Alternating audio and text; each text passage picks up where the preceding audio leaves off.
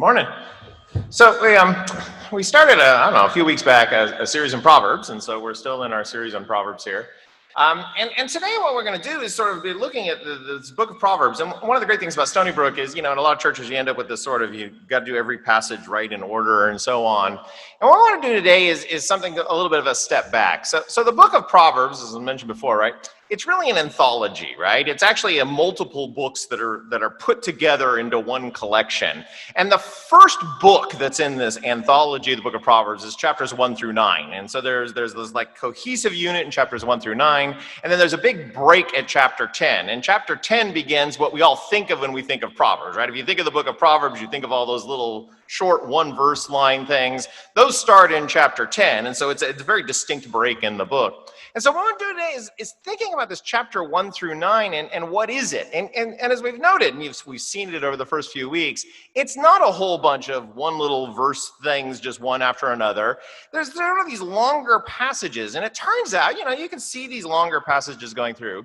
But if you step back and look at the whole of chapters 1 through 9 together, you notice sort of this really interesting thing that's going on. The writer's very clever and sort of just orchestrating what instead of really being a book of Proverbs, it was a separate book of its own instead of being put together with the others. We might have called it an allegorical book. There's this story going on here, and it's like this, it's a great sort of watching it unfold. We'll see how it unfolds.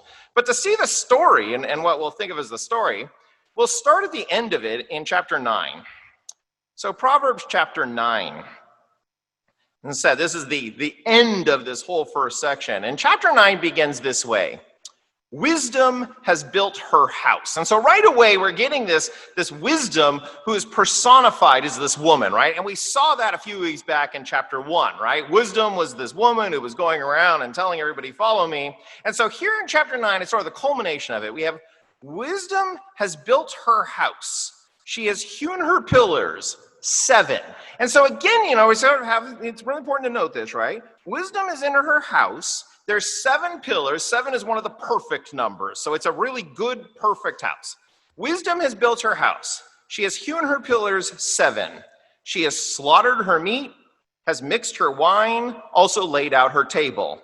She has sent out her young women, calls loud from the city heights. Whoever the dupe, let him turn aside here. The senseless, she said to him. So we get this image here of this woman wisdom, right? Who's in her house, it's a perfect house. She's made this meal, right? And she's made it with her own hands, it's great. And she's calling all these people in. Whoever the dupe, let him turn aside here. The senseless, she said to him. And she's calling everybody into her house. And then a little bit later in chapter 9, verse 13, we get this. The foolish woman bustles about, gullibility, and she knows nothing of it. And she sits at the entrance of her house in a chair on the city heights to call out to the wayfarers who go on straight paths. Whoever the dupe, let him turn aside here. And the senseless, she said to him. I mean, the passages are identically parallel, right? We have these 2 women in these 2 different houses, and we can call the women, we can name them. We have Lady Wisdom in the first house, and the first house is this perfect house, and she's there, and she's seated, and then we have Lady Folly, who's also in her house, but she's bustling about and doesn't really know what's going on, right? They're both there. They're both calling out on the heights. They're both calling out to people to come join them in their house. The message is identical. Whoever the dupe, let him turn aside here, and the senseless, she said to him. So you've got Lady Wisdom and you got Lady Folly, and they're both calling people in. And right away, we begin to see these differences between them, right? After we get that introductory part about Lady Wisdom, verse 5, she says, come, partake of my bread, and drink the wine I have mixed. That's what she's telling the people. Come drink the wine I mixed. Come eat the bread I made. What is Lady Folly saying? Right after the passage that we just read, verse 17. Stolen waters are sweet, and purloined bread is delicious. And so again, we're getting this contrast. Lady Wisdom in her perfect house, calling people in, and she's prepared this food. And Lady Folly over there bustling about in her sort of, you can imagine it's this disordered house with stolen bread and stolen wine, offering it out to all the dupes who turn in. and we're getting a massive contrast between them. And this whole idea of the Lady Wisdom, Lady Folly contrast shows up straight through these books. And so what we're going to do today we want to think about Lady Folly. Sounds like part one of this. And then next week we'll look at Lady Wisdom. And what we want to do here is think, okay, well, what can we learn about Lady Folly and Lady Wisdom? And the first thing we can note about Lady Folly is the very end of chapter 9. After we've gotten this description of her, we see this, right? Stolen waters are sweet, purloined bread is delicious, and he does not know that shades are there in the depths of Sheol, her guests. We get this image here, Lady Folly in her house, calling the people in, and when they come in, they do not know that the shades are there in the depths of Sheol, her guests. There's death in the house of Lady Folly. That turns out, if you've been reading this in order, we've seen that line before. Turn back to chapter 7. Chapter 7, verse 27. Through her house are the ways to Sheol, going down to the chambers of death. Back in chapter 5, verse 5. Her feet go down to death, and in Sheol her steps take hold. Go back to chapter 2, verse 18. For her house leads down to death, and to the shades her pathways. So we've seen this, right? You're imagining reading these chapters, and we're constantly getting Lady Folly is just showing up over and over and over, and she just keeps popping up. And so the question is, what do we learn about Lady Folly? What is it about folly? Like, what is it about folly that's leading to death? And it's interesting to start with the very first place she shows up in chapter 2. So in chapter 2, right, what's happening in chapter 2 is we've met Lady Wisdom in chapter 1, and she's going around saying lots of good things. We know there's people who don't listen to her. And in chapter 2, around verse 11, we'll pick up, right? Cunning will watch over you. Discernment will keep you. So if you follow wisdom, it will keep you. What? To save you from a way of evil, from a man who speaks perversely. They forsake the path of uprightness to go in the ways of darkness. They rejoice to do evil. Delight in evil's perverseness, whose paths are crooked and twisted in their pathways. So we get this image here of these people with these crooked paths, and they're doing evil and all of these things. And wisdom or discernment will save us from that. And then, verse 16, wisdom or discernment will also do what? To save you from a stranger woman, from a smooth-talking alien woman, who forsakes the guide of her youth, and the pact of her God forgets. For her house leads down to death, and to the shades her pathways. All who come to her will not return, and will not attain the paths of life. And that's it. That's the introduction. So you imagine you were reading this for the first time. So we had to start at the end.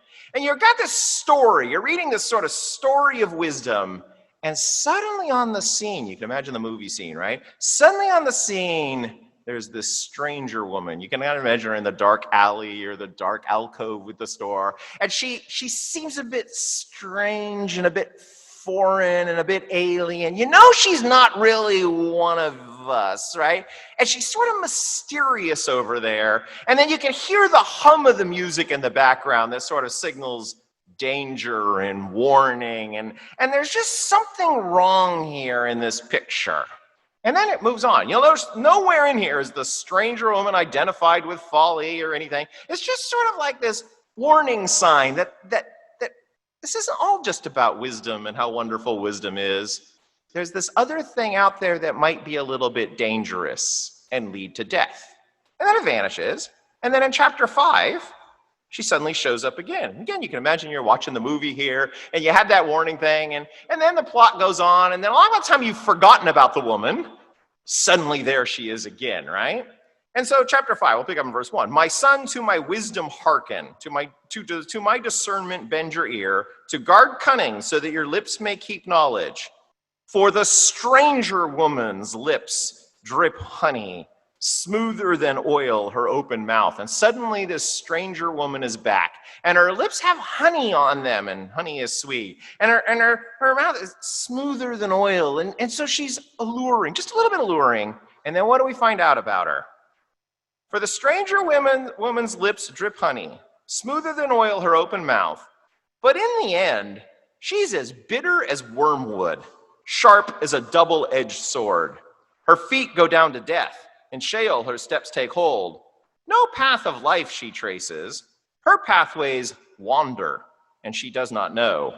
And now, sons, hear me, and do not swerve from my mouth's sayings. Keep your way far from her, and do not go near the entrance of her house, lest you give to others your glory, and your years to a ruthless man, lest strangers sate themselves with your vigor, and your toil in an alien's house. And in the end you roar when your body and flesh waste away, and you will say, how I hated reproof, and my heart despised rebuke. And I did not heed my teacher's voice. To my instructors I did not bend my ear. Soon I fell into every sort of harm in the midst of the assembled crowd. This woman is dangerous, we find out. And you read this and you're like, yeah, she's dangerous. Obviously, you're not going to go near the stranger woman. You read this and you think, this is like, that horror movie trope, right? The creaky sound in the attic and the creepy old house, and I'm going to go up and investigate. And everybody's just screaming, don't go up and investigate the creepy sound in the creepy house. Don't get in the car with the creepy guy, right? We have that sort of thing, and that's exactly what this is doing. There's this terribly horrible woman over there. Her paths lead down to death. And what are you thinking going into her house? You go into her house and what's going to happen?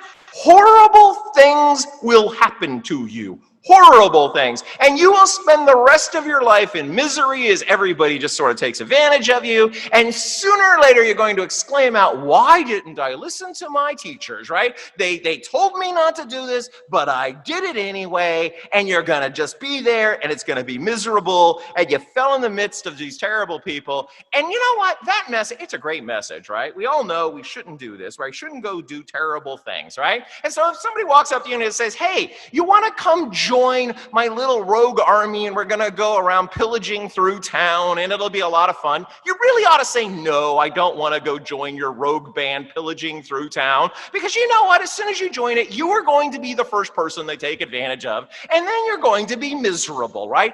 Don't go do things like that. And that message is great. And you know what? None of us need to hear that message. We all know that message, right? We all know, don't go into this house that's all dangerous and leads to death, and it's going to be horrible, and you're going to spend the rest of your life regretting your decisions. And since that message is so obvious, why in the world is this book in Proverbs keep coming back to this imagery? Like, why do we keep having this? This is like life 101. I mean, it's like so obvious, right? Don't go do these terrible things, right? So why? Well, it's because we haven't quite learned all about the stranger woman yet. We haven't quite learned everything there is to learn. Chapter 7, we suddenly find out a lot more about this. Chapter 7, right? We'll pick up in verse 4. Say to wisdom, you are my sister, and call discernment a friend. And so again, you get the counselor coming along saying, look, you've got wisdom over there. Lady Wisdom's over there. Cling to her, right? Why? Verse 5. To keep you from a stranger woman. And there she is again, the stranger woman, right? This strange woman that's sort of from a smooth talking alien woman. So we want to stay away from her. And then we get the passage. For from the window of my house, through my lattice I look down. And you'll notice how it's set up. And it's very clever again.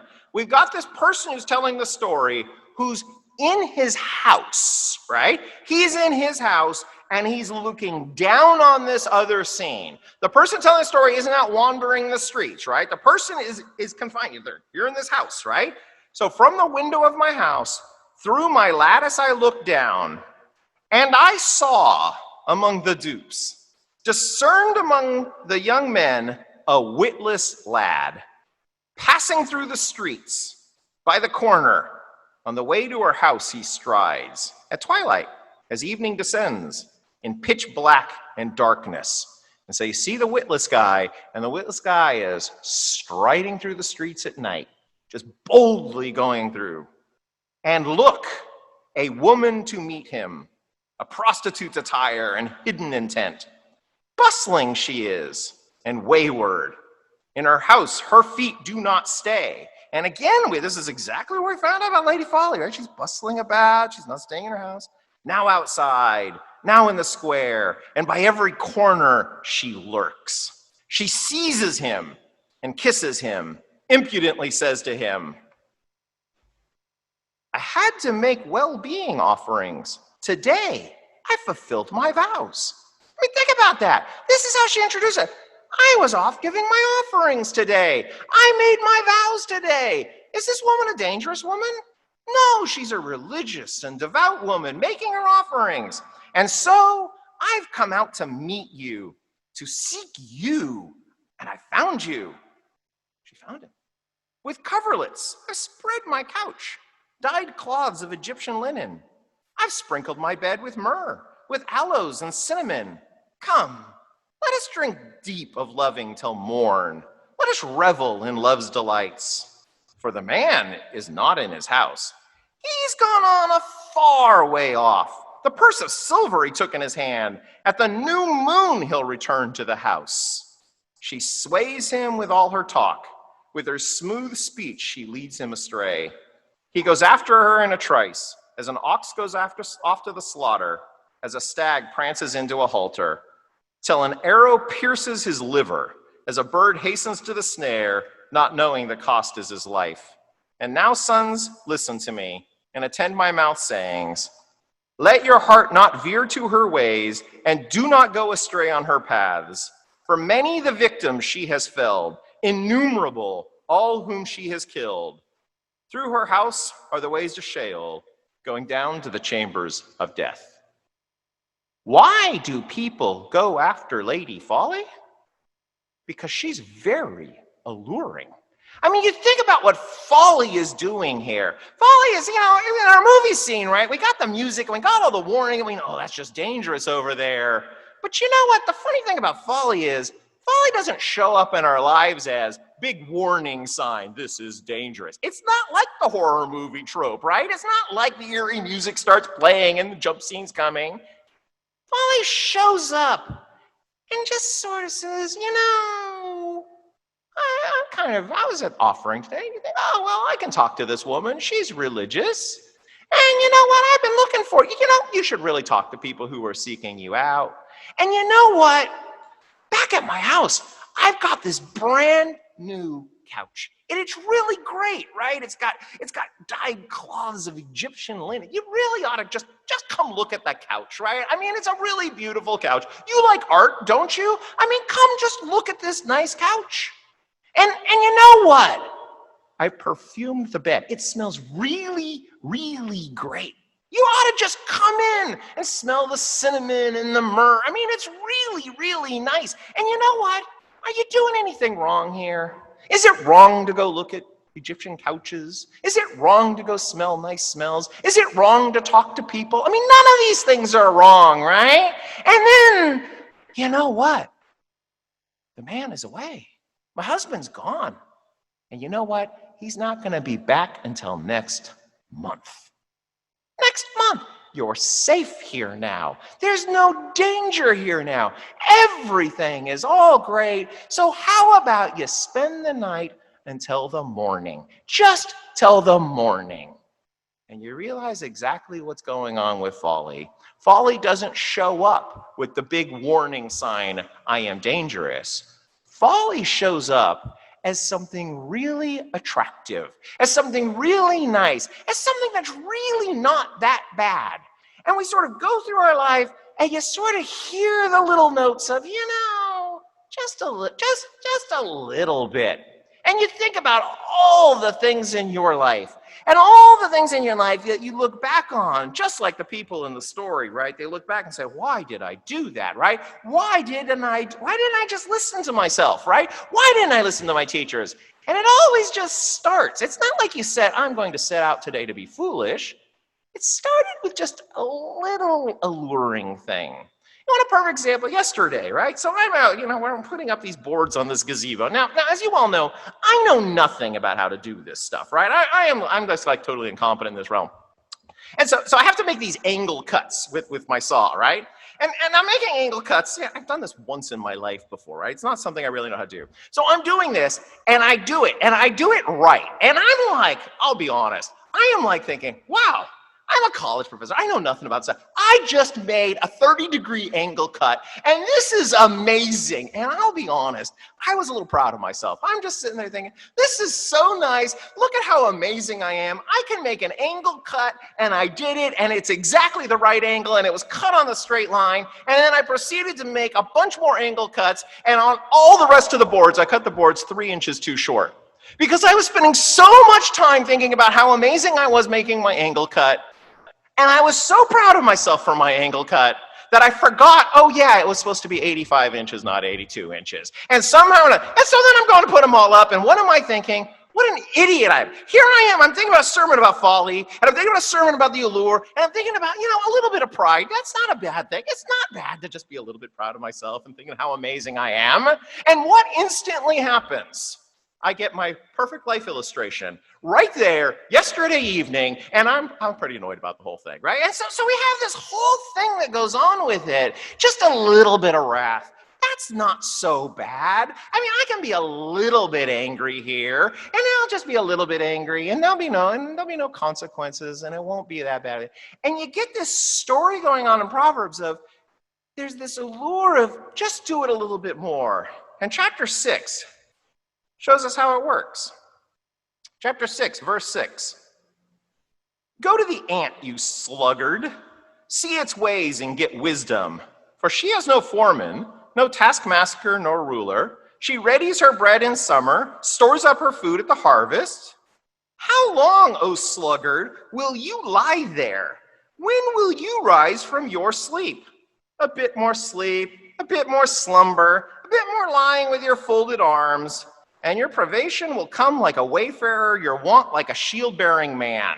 I mean, is it really that bad just to be a little slothful, just lay in bed a little longer, I'm just not going to get to it today.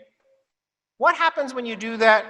Verse 12, a worthless fellow, a wrongdoing man, goes about with a crooked mouth, winking his eyes, shuffling his feet, pointing with his fingers, perverseness in his heart, plotting evil, even ever fomenting strife. Therefore his ruin will come suddenly. He'll be broken all at once beyond cure. I mean, you don't want to be the worthless fellow, the wrongdoing man with the crooked mouth, shuffling around, with evil in your heart. You don't want to do all that. But how does this guy come about? He was just a little bit of lazy. Just didn't quite want to do work that day. And because he wasn't doing the work that day, he starts cutting a corner here and he starts cutting a corner there. And the next thing you know, 6 things there are that the Lord hates, and 7 he utterly loathes. Haughty eyes, a lying tongue, and hands shedding innocent blood, a heart plotting wicked designs, feet hurrying to run to evil, a lying deposer, a false witness, fomenting strife among brothers. That's what happens when we just become a little bit foolish, and a little bit more foolish, and a little bit more foolish. And I know what you're all thinking, right? Because there's no way not to be thinking. You're thinking, come on. So you stay in bed an extra 10 minutes. That doesn't turn you into a murdering thief, right? There is a long way between those two things, right? Like light years, right? We don't go around and say, yeah, I slept in 15 minutes extra today because I just didn't want to get up and do the dishes that I put off last night. And so I pretended to be really tired so my spouse would do them, right? You hear that and you think, that's not the same as, I got it today and I murdered 3 people. We don't hear those the same way, right? But the writer of Proverbs here is saying, no, wait a minute. You never wake up saying, I'm going to go murder 3 people today. It all starts with just dabbling with folly just a little bit. Just a little bit here, a little bit. Another word for this first book, if we were going to rip it out, right, this first book in Proverbs, is we can think of it as we can call it like a cautionary tale for adults. It's an allegory. It's a story. And the cautionary tale idea is something we're all familiar with. Belloc wrote a whole book of these cautionary tales for children, right? And he has all these stories, these cautionary tales. And the idea of thinking about problems like this is really kind of interesting. So we'll take the first one. The first one of his cautionary tales is about a boy named Jim. Oh, great name. There was a boy whose name was Jim. His friends were very good to him. They gave him tea and cakes and jam and slices of delicious ham and chocolate with pink inside and little tricycles to ride and read him stories through and through and even took him to the zoo. But there it was, the dreadful fate. befell him, which I now relate. You know, or at least you ought to know, for I have often told you so, that children never are allowed to leave their nurses in a crowd. Now this was Jim's especial foible. He ran away when he was able, and on this inauspicious day, he slipped his hand and ran away. He hadn't gone a yard when, bang, with open jaws, a lion sprang, and hungrily began to eat the boy beginning at his feet. Now just imagine how it feels when first your toes and then your heels, and then by gradual degrees your shins and ankles, calves and knees are slowly eaten bit by bit. No wonder Jim detested it. No wonder that he shouted hi. The honest keeper heard his cry. The very fat, he almost ran to help the little gentleman. Ponto, he ordered as he came, for Ponto was the lion's name. Ponto, he cried with angry frown. Let's go, sir, down, sir, put it down. The lion made a sudden stop. He let the dainty morsel drop and slunk reluctant to his cage, snarling with disappointed rage. But when he bent him over Jim, the honest keeper's eyes were dim. The lion, having reached his head, the miserable boy was dead. When nurse informed his parents, they were more concerned than I can say. His mother, as she dried her eyes, said, well, it gives me no surprise. He would not do as he was told. His father, who was self-controlled, bade all the children round attend to James's miserable end, and always keep a hold of nurse for fear of finding something worse. This is a great story to tell young children, right? And you tell this story to young children because it's funny and it's great and the boy gets eaten. I mean, it's all really marvelous, right? But why do you tell this story to children? You tell them, look, you're in a crowd. Hold my hand. And why do you have to hold my hand? Do you remember the story of Jim? He let go and a lion ate him right away, just pounced on him and ate him all the way to his head. Now, we as adults know, if you take your kid to a zoo and you say, hold my hand, and they let go of your hand, are they going to be eaten by a lion within a yard? And we know that will not happen. So we could say to our children, okay, look, you can let go of my hand, just stay by my side. And if they just stay by your side, will they get eaten by a lion? No. And then you can imagine the kid, okay, well, if I let go of the hand, I can stay by the side, I won't get it. What if I just wander a yard away? Do I really have to be right next to my parents? I could just be a yard away. That will be fine. And you know what? Your kid wanders a yard away, will he get eaten by a lion? Absolutely not. As long as you keep mom or dad in eyesight, right? As long as you can see them out there somewhere, then you're okay, right? You know what? You don't see it. As long as they can see you, right? Now, you may not be able to see them, but you can think, oh, they can probably still see me. As long as you don't leave the general area you were in, are we okay here? And you know what? The kid that wanders off is highly unlikely to be eaten by a lion any given time they wander off. But a kid who wanders off over and over and over in crowded spaces, what's going to happen sooner or later? We all know sooner or later, probably won't be a lion eating them all the way to their head nicely from the toes up. Something bad's going to happen sooner or later. So what do? We read this poem to kids because it's a great cautionary tale for them. Don't be foolish. Don't let go of your parents' hands. Don't wander off in the crowded spaces. And we hope the kids remember the poem so that when we're in a crowded space and our attention gets diverted a little bit, at least there's a chance the kid will remember to pay attention. Proverbs is a cautionary tale for adults. It's exactly the same thing. You don't want all the disaster to happen to you, but if you don't want the disaster to happen to you, you don't want to go into Lady Folly's house. You know that, but you also don't want to even flirt with Lady Folly. You don't want to think, just a little bit. I'll just be a little bit silly today. I'll just be a little bit foolish today. Because when you start going down there, Lady Folly is standing there being more and more and more seductive, drawing you a bit more into foolishness, more and more and more. And what happens down the road? Well, as you keep going down this route, chapter 6, verse 27, can a man scoop fire into his lap without his garments burning? Can a man walk on glowing coals without his feet being scorched? Thus, who comes to bed with his fellow man's wife? Whoever touches her will not go scot-free. A little bit of this dagger is dangerous. And then makes this really interesting comparison.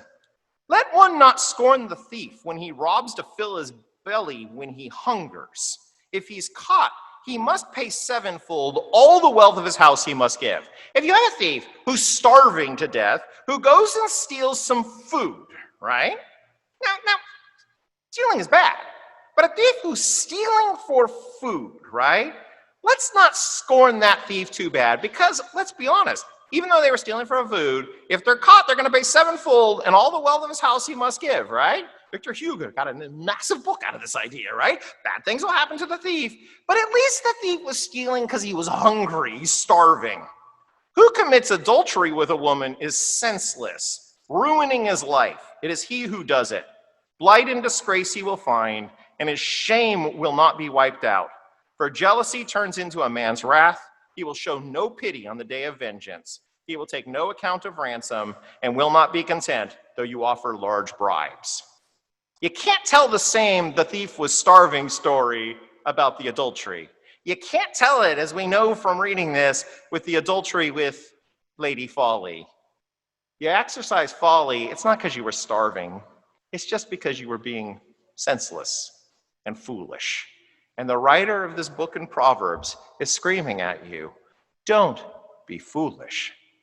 Don't start playing those games. And why does God care so much about this? Like, why is this crammed right into the center of the Bible? It's because you'll note in all of these stories of foolishness, it's not the same as like the 10 Commandments. Don't murder, it's a command. Always hold your nurse's hand is not one of the 10 Commandments. You know, it's not even a command to always hold your nurse's hand at the zoo. But you know what? You let go of your nurse's hand, you're being foolish. And when you're foolish, bad things are going to happen to you.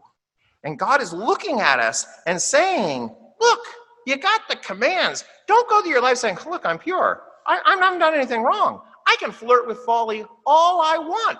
As long as I'm not sinning, I'm all good. And if we go through life with that, it doesn't matter what we do, as long as we always stay right on the edge. I'm just going and looking at the Egyptian couch. There's nothing sinful about looking at Egyptian couches. Nothing at all. There's nowhere in the Bible does it say, do not go look at the Egyptian couch. And as long as we have that mindset, we will end up on crooked ways with the crooked mouth and the shuffling feet on the pathway to death. And that's what God is saying to us.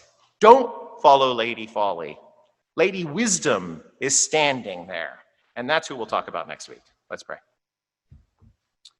God, teach us not to be foolish. And God, we know we have a propensity that way. We know all too often we do things that are just utterly foolish. And that, God, we wander from straight paths all the time. And that, God, we listen to the siren song and we hear the seductive nature of folly.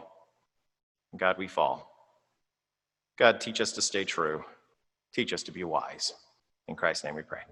Amen. To close, wisdom has built her house. She has hewn her pillars, 7. She has slaughtered her meat, has mixed her wine, also laid out her table. She sent out her young women, calls loud from the city heights. Whoever the dupe, let him turn aside here. The senseless, she said to him, come partake of my bread and drink the wine I have mixed. Forsake foolishness and live and stride on the way of discernment. May God be with you all this week. If you're here, please join us outside for conversation. If you're online, please stick around for the Zoom chat room afterwards, and we will see you all next week.